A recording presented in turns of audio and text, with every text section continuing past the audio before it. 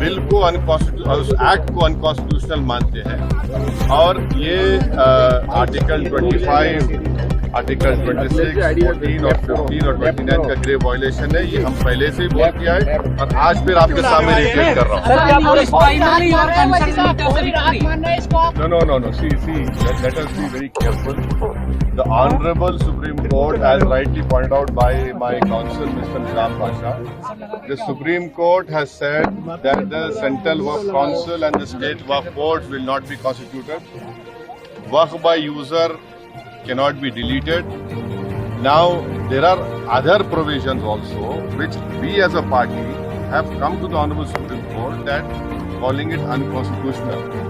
Now, whenever it will be heard, our counsel, Mr. Nizam Pasha, on behalf of me, will be arguing it.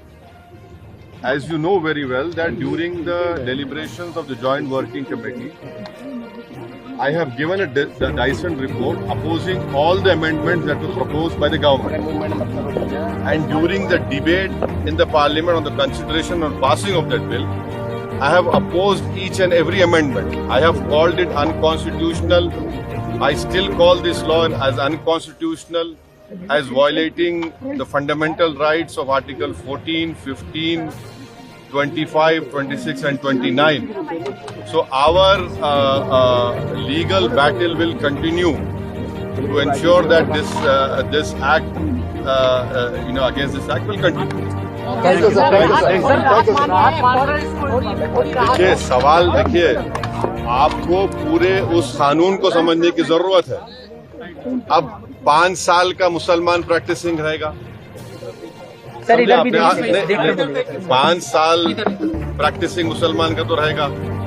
अब उसको कौन decide करेगा? अब कोई महिला है, उसको कौन डिसाइड करेगा? तो ऐसे कई उसमें जो अमेंडमेंट्स के जरिए लॉ बनाया गया है, हम उसके आज भी मुखालिफत कर रहे हैं और कल भी अपोज करते रहेंगे। और लीगली हम सुप्रीम कोर्ट में चैलेंज किए, हम उसको उन तमाम चीजों को violation of the fundamental rights मानते हैं।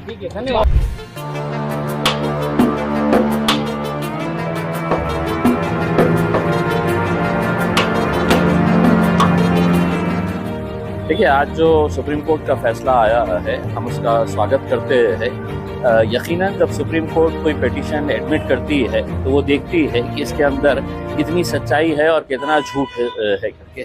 तो सुप्रीम कोर्ट को कहीं ना कहीं लगा है कि भाई ये इसके अंदर जो दादागिरी करके अपने सिर्फ आंकड़ों के बल के ऊपर जो ये एक्ट बनाया गया, बिल को पास किया गया, उसमें इतनी कमियां हैं कि एक मजाक के तौर के ऊपर उसे देखा जा सकता है। यानी कि अगर मैं उदाहरण दूं कि किसी ने ये साबित करना कि 5 साल तुम प्रैक्टिसिंग मुस्लिम, तो 5 साल का मतलब क्या है कि मैंने हर 5 वक्त की नमाज जो रोज़ पढ़ते हैं, तो जाके हमने मोदी साहब से सर्टिफिकेट लेना कि साहब मैं 5 साल बराबर से नमाजें पढ़ता रहा, मैं हज को गया, मैं ज़कात देता गया। तो ये सब चीज़ें जो है, ये सब बकवास जमा करके से मुसलमान लोगों को परेशान कैसा किया जाना चाहिए, बस उस इरादे से किया गया है। सुप्रीम कोर्ट ने इस बात की भी दखल ली है कि जो नॉन मुस्लिम्स को इसके अंदर इंक्लूड किया जा रहा था, उसके ऊपर भी रोक लगाई है। हमें उम्मीद है कि 5 तारीख के बाद जब रेगुलर इसकी हियरिंग होगी तो बैरिस्टर असदुद्दीन अवैसी साहब की जो पिटीशन है, जो सबसे पहली पिटीशन फाइल की गई है, उसमें इतने स्ट्रॉन्ग पॉइंट्स है कि मैं नहीं समझता हूँ कि अगर अदालत ये पूरा सुनेगी तो इंसाफ मिलेगा और यकीनन ये इसको नलीफाई किया जाएगा।